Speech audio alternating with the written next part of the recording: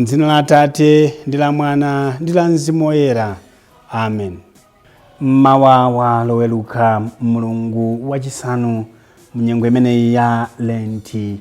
Pano patiyankhuleni Ambuye tikukulandirani ku pulogalamu ya kusinkhasinkha mawu a tsiku la lero, ndipo muli ndine Bambo Welemu wa chipani cha Kumboni Missionaries.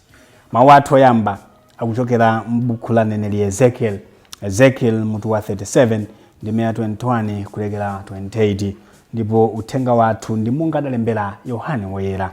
Yohane mutu wa 11 ndi 45 kulekera 56. Amene akutiwerengera mthenga wabwino komanso kutigawira mawu ndi Reverend Father Luke Anatole Welemu a chipani cha Komboni Missionaries kuchokera ku Lilongwe Parish mu Archdiocese ya Blantyre. Tiyeni tikhalire limodzi. Ambuye akhale nanu. Mawu a mthenga wabwino monga adalembera Yohane Woyera. Ulemu kwa inu Ambuye. Yohane mutu wa 11 ndi 45 kulekera 56. Ambiri mwa anthu amene adabwera kwa Mariya adaona zimene Yesu adachita ndipo adamukhulupirira. Koma ena adapita kwa Afarisi nakawasimbira zimene Yesu adachita. Akulu a ansembe ndi Afarisi adayitanitsa bungwe lalikulu la Ayuda nafunsana kuti, titani pamenepa popeza kuti munthuyu akuchita zodabwitsa zambiri. Tikamulekerera chomwechi anthu onse adzamukhulupirira, ndipo Aroma adzabwera kudzatonongera malo athu oyerawa ndipo mtundu wathu. Koma mmodzi mwa iwo dzina lake Kayafa, amene anali mkulu wa ansembe onse chaka chimenecho, adawawuza kuti, inu simukudziwa kanthu konse ayi. Monga inu simukuona kuti n'kwabwino koposa kwa inu kuti munthu mmodzi afere anthu onse malo moti mtundu wathu wonse uwonongeke?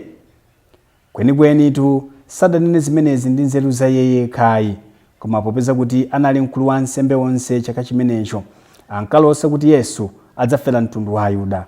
Tsono osati kungofera fuko chabe, komanso kusonkhanitsa pamodzi ana a Mulungu amene adabalalika. Kuyambira tsiku limenelo akulu aja Ayuda adayamba kupangana zoti amuphe.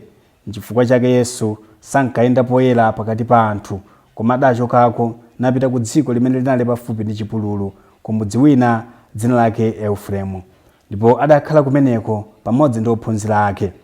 Chikondwerero cha Pasaka chija chikuyandikira, choncho anthu ambiri ochokera ku midzi adapita ku Yerusalemu kukachita mwambo wakudziyeretsa. Pasaka isanayambe ankafunafuna Yesu, ndipo pamene adasonkhana m'nyumba ya Mulungu ankafunsana kuti, kodi inu mukuganiza bwanji? Kodi monga iye uja abwera ku chikondwerero kuno? Umenewu ndi uthenga wa Ambuye.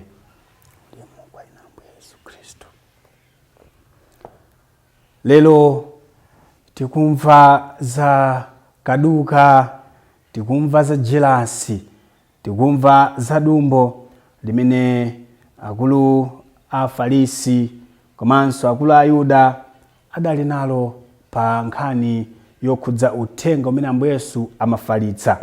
Akutero kuti munthu ameneyu akuchita zodabwitsa zambiri. Tikamulekerera chomwechi anthu onse adzamukhulupirira, ndipo Aroma adzabwera kudzatonongera malo athu oyerawa. Tikamulekerera apita patali. Tikamulekerera atchuka kuposa ife. Tikamulekerera mbiri yake ikwera pamwamba yathu itsika. Mtima wakuti palibe angandiponse, mtima wakuti palibe andipambane, palibe atchuke kuposa ine, palibe akhale ndi zambiri kuposa ine, palibe angakhale ndi magalimoto ambiri kuposa ife. Koma tikakhala amtima umenewo, tidziwe kuti dziko lapansi silingalikwanitse, chifukwa nthawi zonse amapezeka anthu achuma kuposa ife, ooneka bwino kuposa ife, otchuka kuposa ife, komanso amapezeka anthu amene ali otsika mu zonsezi amene ifeyo timawaposa. Pamene akusonkhana mu bungwe lalikulu limeneli la Ayuda, akufuna apeze njira zomuyikira Yesu mabreki kuti ntchitozo ngakhale ndi zabwino asapitilize. Koma funso loyamba ndi lakuti, kodi akasiya Ambuye Yesu kuchita ntchitozo, iwowo akwaniritsa? Ambuye Yesu akasiya kuchiritsa anthu, iwowo awachiritsa? Ambuye Yesu akasiya kudyetsa anthu, iwowa awadyetsa? Ambuye Yesu asanabwere, nthawi imeneyi anthu amavutika ndi nthenda zosiyanasiyana. Ambuye Yesu abwera akuchiritsa, zabwino zikuchitika, koma anthu ena sakukondwera. Nthawi imeneyi anthu anali mu mdima wandiweyani, mdima wabi. Ambuye Yesu abwera atsakuwala, anthu akufuna akhale mu blackout. Sakukondwera ndi nyale zimene Ambuye Yesu akuyatsa, sakukondwera ndi zintchito zimene Ambuye Yesu akupereka pakati pawo.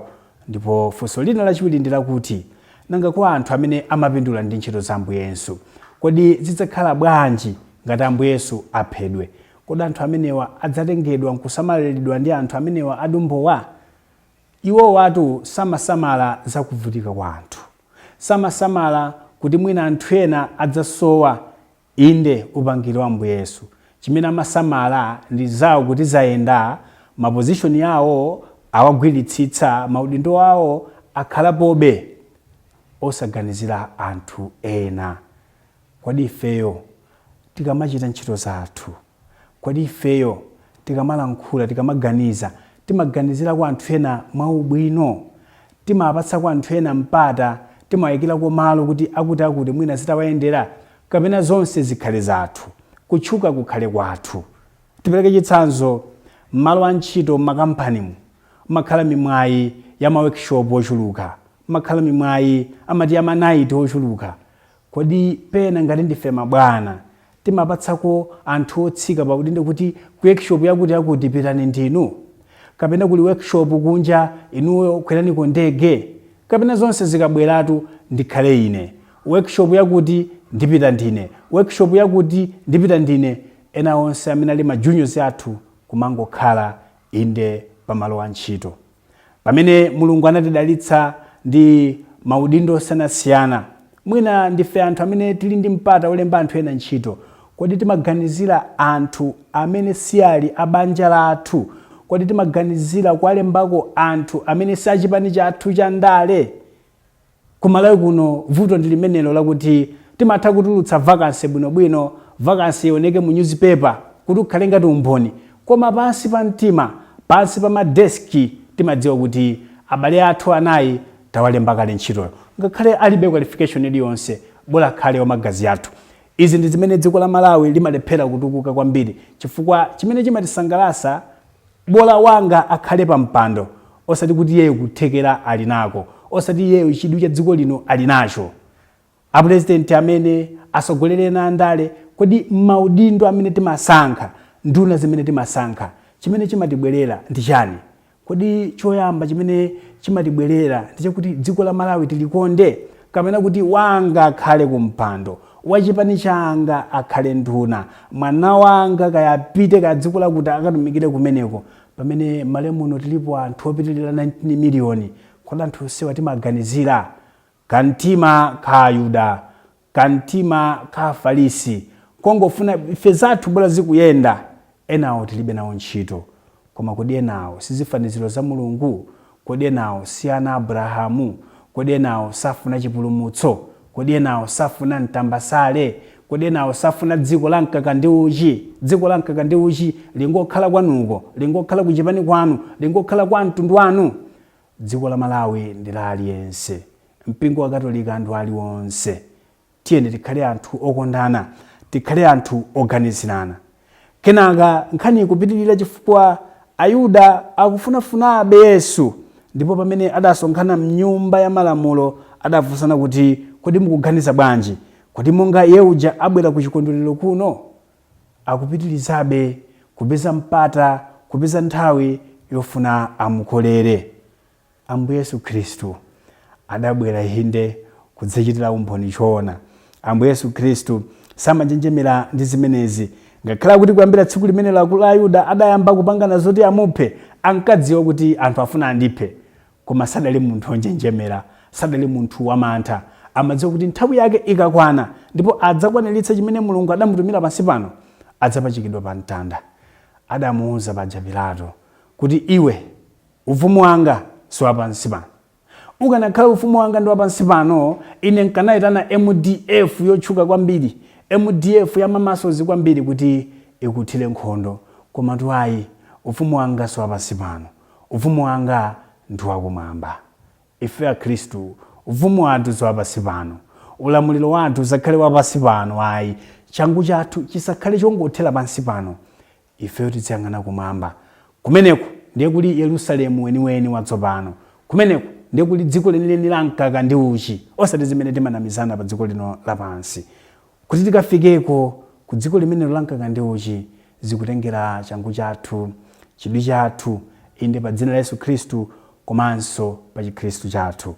Pamene tikulimbikira, pamene tikuyesetsabe kupemphera, kupunguza, kusala, kuchita ntchito zachifundo, tipemphe Mulungu kuti ntchito zimenezi zitithandize ifeyo kuyanjana naye, ndipo Pasaka imene adayichita pansi pano, inde tikakhale nawonso pa Pasaka yakumwamba, pamene mwana wankhosayo akayimirire pakati pa angelo onse, aserafi, akerubi onse oyera, St. Daniel kumboniso akakhalapo, kuti tonsefe tikayimbe naye osana osana mu ulemu wake. Amen.